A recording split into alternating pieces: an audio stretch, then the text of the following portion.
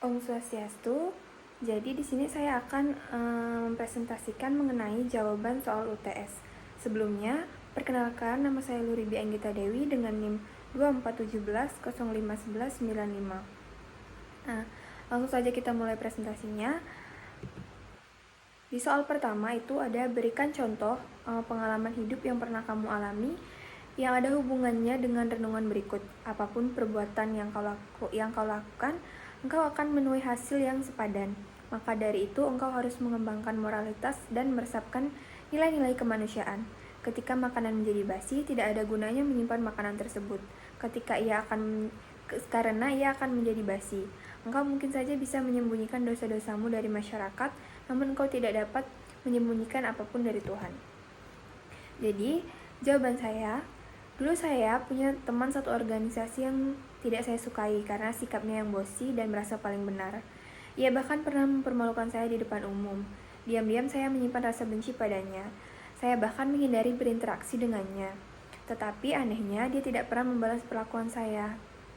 Hingga suatu hari, saya kehilangan dompet saya di kantin sekolah. Saya sangat bingung dan panik. Nah, di sana hanya dia orang pertama yang membantu membayarkan makanan saya dan ikut mencari dompet saya yang hilang. Saat saya tanya kenapa dia peduli, padahal tahu saya tidak menyukai dia hanya menjawab, aku tahu kamu tidak suka aku, tetapi kamu tetap temanku, dan aku tidak mau balas kebencian dengan kebencian. Sejak saat itu, saya sadar kebencian yang saya simpan hanya merusak diri saya sendiri. Justru orang yang saya benci lebih bersih hatinya dari saya. Karma datang bukan sebagai hukuman, tetapi lewat kebaikan dari orang yang saya perlakukan tidak adil. Soal kedua, yoga berarti penyatuan yang bermakna penyatuan dengan alam atau penyatuan dengan Sang Pencipta. Yoga merupakan salah satu dari 6 ajaran dalam filsafat Hindu yang menitik beratkan pada aktivitas meditasi atau tanpa di mana seseorang memutuskan seluruh pikiran untuk mengontrol panca inderanya dan tubuhnya secara keseluruhan. Jelaskan dan berikan contoh tahap Astanga Yoga. Jawaban saya, Astanga Yoga terdiri dari 8 tahap dalam ajaran yoga menurut Patanjali. Nah, berikut penjelasan singkatnya beserta contohnya. Yang pertama itu yama atau pengendalian diri. Nah, ini artinya tidak menyakiti makhluk hidup atau biasa disebut ahimsa. Yang kedua niyama atau disiplin diri, yang artinya hidup bersih dan sederhana atau sering disebut saucha atau santosa. Yang ketiga ada asana atau posisi tubuh. Ini artinya duduk bersila dengan punggung tegak untuk meditasi. Yang keempat pranayama atau pengaturan napas. Ini artinya teknik pernapasan dalam atau ketenangan. Yang kelima ada pratyahara atau penarikan indera. Ini artinya memejamkan mata dan fokus ke dalam diri. Yang keenam ada dharana atau konsentrasi. Nah, ini artinya fokus pada satu titik seperti nyala lilin. Yang ketujuh ada dhyana atau meditasi. Ini duduk hening dan menyatu dengan kesadaran. Dan yang terakhir, yang kedelapan, samadhi atau penyatuan, yang artinya keadaan puncak di mana jiwa menyatu dengan Sang Pencipta. Yang selanjutnya, soal ketiga, Tuhan dalam agama Hindu disebut sebagai Brahman atau Sang Yang Widi. Selain itu, pada dasarnya, ketuhanan dalam agama Hindu percaya pada Tuhan Yang Maha Esa. Tetapi sistem ketuhanan berkoordinasi dalam konsep ketuhanan Trimurti. Tuhan adalah kebenaran. Tuhan ada di mana-mana. Jangan pernah bersandar pada ketidakbenaran dalam keadaan apapun. Jika mengikuti jalan ketidakbenaran, kita tidak akan dapat mengembangkan kasih. Maka dari itu, kembangkan kasih sepanjang waktu. Berilah contoh dalam kehidupan sehari-hari bagaimana mengembangkan kasih dengan mengikuti kebenaran. Jawaban saya, mengembangkan kasih dengan mengikuti kebenaran bisa dilakukan dengan cara yang sederhana. Misalnya, bersikap jujur meskipun sulit, seperti mengakui kesalahan saat berbuat keliru. Lalu, membantu orang lain tanpa pamrih, karena itu adalah wujud kasih yang tulus. Yang selanjutnya, menghargai perbedaan dan membalas keburukan dengan kebencian. Dan yang terakhir, menepati janji, karena itu bentuk tanggung jawab dan kejujuran. Selanjutnya, soal keempat, berikan contoh pengamalan hidup yang pernah kamu alami yang ada hubungannya dengan renungan berikut. Apapun perbuatan yang kau lakukan, engkau akan menuai hasil yang sepadan. Maka dari itu, engkau harus mengembangkan moralitas dan meresapkan nilai-nilai kemanusiaan. Ketika makanan menjadi basi, tidak ada gunanya menyimpan makanan tersebut, karena ia akan menjadi semakin basi. Engkau mungkin saja bisa menyembunyikan dosa-dosamu dari masyarakat, namun tidak akan dapat menyembunyikannya dari Tuhan. Jadi, jawaban saya, pernah suatu kali saya mencontek saat ujian, karena ingin nilai yang bagus. Awalnya tidak ada yang tahu, tapi hati saya gelisah dan tidak tenang. Akhirnya, saya mengaku pada guru saya dan menerima konsekuensinya. Sejak saat itu, saya belajar bahwa kejujuran dan moralitas lebih penting daripada hasil yang instan. Kita mungkin bisa menyembunyikan kesalahan dari teman atau orang lain, namun tidak dari hati nurani dan juga Tuhan. Selanjutnya, soal kelima, sebelum meditasi, cucilah muka, tangan, serta kaki atau Anda mandi untuk membersihkan badan dari kotoran sekaligus membuat badan menjadi segar. Duduklah dengan memakai alas dari kain, tikar, atau selimut. Posisi punggung tegak lurus dan tangan diletakkan di pangkuan dalam posisi rileks. Pejamkan mata serta tenangkan pikiran beberapa detik. Setelah itu ucapkan mantra. Nah, jelaskan masing-masing tahap tersebut. Jadi, berikut penjelasan singkat dari tahapan meditasi tersebut. Yang pertama, mencuci muka, tangan, kaki, atau mandi. Itu membersihkan diri dari kotoran dan menyegarkan tubuh agar siap bermeditasi. Yang kedua, duduk dengan alas, yang artinya menggunakan alas seperti kain atau tikar agar tubuh nyaman dan tidak terganggu. Yang ketiga, posisi tegak lurus, yang artinya punggung tegak lurus agar energi mengalir lancar dan tidak mengantuk. Yang keempat, tangan di pangkuan rileks, yang artinya yang punya fungsi membantu tubuh tetap santai dan stabil. Yang kelima, pejamkan mata dan tenangkan pikiran. Jadi mengurangi gangguan visual dan menenangkan batin sebelum dimulai. Dan yang keenam, ucapkan mantra.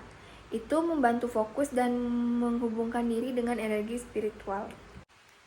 Di soal keenam, itu agama Hindu mengenal adanya Dasa Awatara yang sangat terkenal di antara awatara lainnya. Dasa Awatara adalah 10 awatara yang diyakini sebagai penjelmaan material Dewa Wisnu dalam misi menyelamatkan dunia. Dari 10 awatara, 9 diantaranya diyakini sudah pernah menyelamatkan dunia. Sedangkan 1 di antaranya, awatara terakhir atau Kalki Awatara, masih menunggu waktu yang tepat atau konon pada akhir Kali Yuga untuk turun ke dunia. Nah, kisah-kisah awatara tersebut terangkum dalam sebuah kitab yang disebut Purana. Pertanyaannya, mengapa awatara itu yang turun ke dunia dominan dari Dewa Wisnu?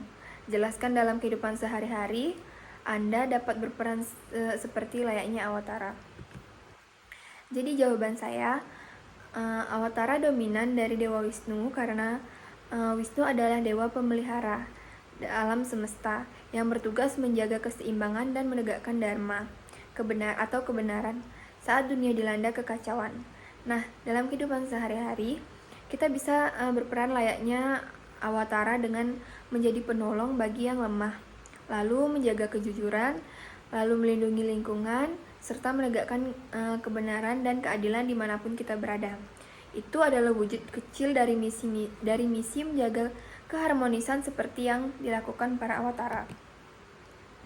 Yang selanjutnya, soal ketujuh, jelaskan hubungan antara yoga surya namaskar dengan pranayama. Nah, berikan contoh pranayama yang cocok untuk asanas tersebut dan badan, pikiran, dan gambarkan rangkaian yoga surya namaskar yang Anda ketahui dan apa maknanya.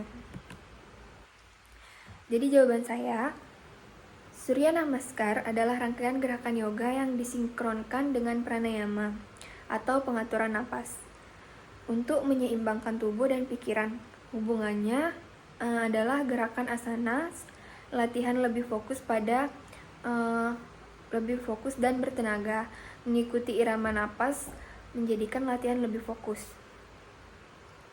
Contoh dari pranayama itu Ujjayi pranayama, yaitu napas panjang dan dalam, cocok untuk menjaga ritme surya namaskar.